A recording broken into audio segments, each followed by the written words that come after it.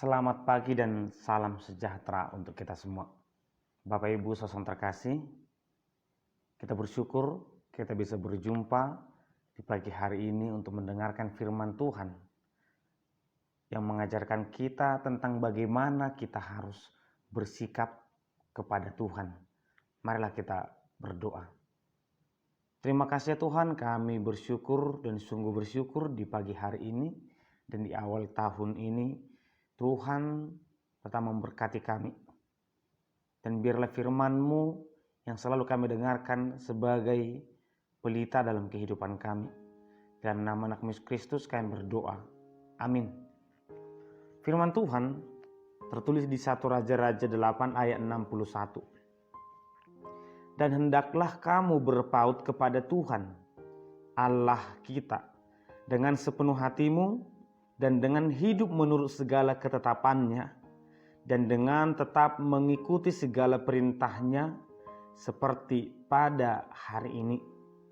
Jala ikon suddaulat rohamuna tu Jehovah de batatai asamar parange di bagasan akapatikna jala mengaradoti akatonana suman songon sadarion.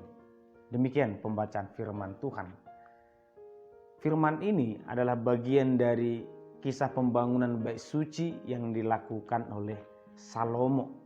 Ada sukacita yang sangat besar karena penyertaan Tuhan kepada Salomo. Akhirnya pembangunan bait suci yang sudah direncanakan oleh Daud itu bisa terlaksana oleh Salomo. Dan itu bukan karena usaha Salomo sendiri, tetapi bagaimana Tuhan menyertainya, menuntun ataupun memimpin orang-orang di sana, memberkati orang-orang Israel dan di luar Israel, sehingga pembangunan bait suci itu bisa berjalan dengan baik. Ini tidak hanya tentang sebuah bangunan, tidak, tetapi sebuah bentuk hubungan antara Tuhan dengan manusia yang sangat baik. Penyertaan Tuhan yang dirasakan oleh Salomo. Jadi bukan hanya bangunan itu bisa berjalan, bukan hanya sebatas ucapan syukur atas bangunan yang selesai, tetapi hubungan antara Tuhan dengan manusia yang digambarkan seperti hubungan antara laki-laki dan perempuan yang saling mengasihi, yang saling memiliki. Demikianlah refleksi ataupun atas suksesnya bangunan itu, firman Tuhan mengajak kita agar memiliki hubungan yang saling kepada Tuhan. Tuhan menunjukkan betapa besarnya kasih-Nya kepada manusia, dan salah satu bukti yang kita rasakan adalah anak satu-satunya sebagai bentuk kasih yang nyata, mendamaikan manusia dengan Tuhan, menebus dosa manusia, kasih yang sangat besar, kasih yang nyata. Dan demikian juga biarlah kasih itu tidak bertepuk sebelah tangan, maka manusia juga hendaknya merasakan, mensyukuri kasih itu dan membalas dengan kasih yang sama, kasih yang sempurna. Tidak dengan bentuk yang sama, tetapi dengan kualitas yang sama. Tuhan menempatkan manusia sebagai ciptaan yang paling dikasihinya, maka manusia juga haruslah mengasihi Tuhan dengan sepenuh hati. Tidak ada nomor satu yang lain, tapi hanya Tuhan yang paling dikasihi. Seperti laki-laki dan perempuan, siapa yang ada dalam hatimu? Apakah aku atau masih ada yang lain? Apakah memang aku sudah bagian dari kasih-Mu, bagian dari hidup-Mu, atau masih ada orang lain? Apakah kita betul-betul mengasihi Tuhan, betul-betul mencintai Tuhan? firman Tuhan berbicara tentang dua hal. Biarlah hidup kita betul-betul berpaut, berarah, tertuju kepada Tuhan. Yaitu tercipta dari pengakuan kita bahwa kita percaya kepada Tuhan. Tapi ternyata ini tidak hanya sebatas pengakuan, biarlah juga perbuatan kita atau perilaku kita sesuai dengan perintah Tuhan, sesuai dengan kemauan Tuhan, agar kita tidak hanya berkata, aku percaya kepada Tuhan, aku mengasihi Tuhan, tapi ternyata perilaku kita berbeda.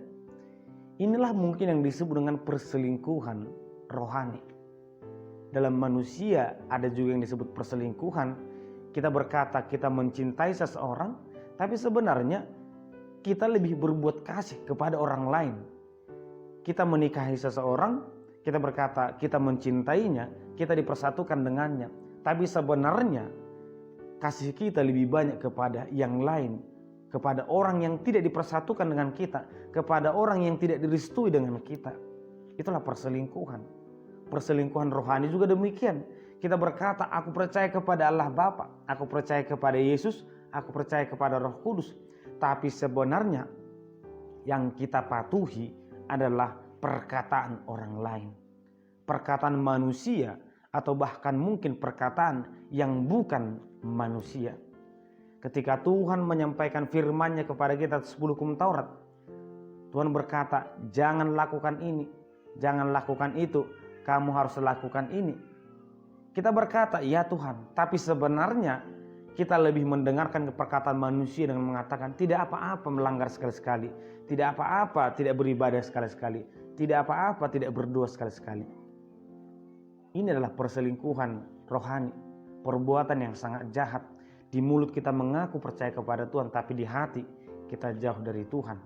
Bapak Ibu saudara terkasih, biarlah hubungan kita dengan Tuhan, hubungan yang sangat baik, hubungan yang terikat dengan kasih. Kita mengasihi Tuhan, kita mengasihi sesama dengan kasih sepenuh hati. Bapak Ibu saudara terkasih, pada akhirnya di awal tahun ini firman Tuhan ingin membekali kita, memberangkatkan kita. Apapun yang akan kita lakukan, apapun yang kita rencanakan, mari hubungan kepada Tuhan jangan pernah berubah. Apapun nanti keadaan hidup kita, mari hubungan kita dengan Tuhan, perilaku kita di hadapan Tuhan jangan pernah berubah.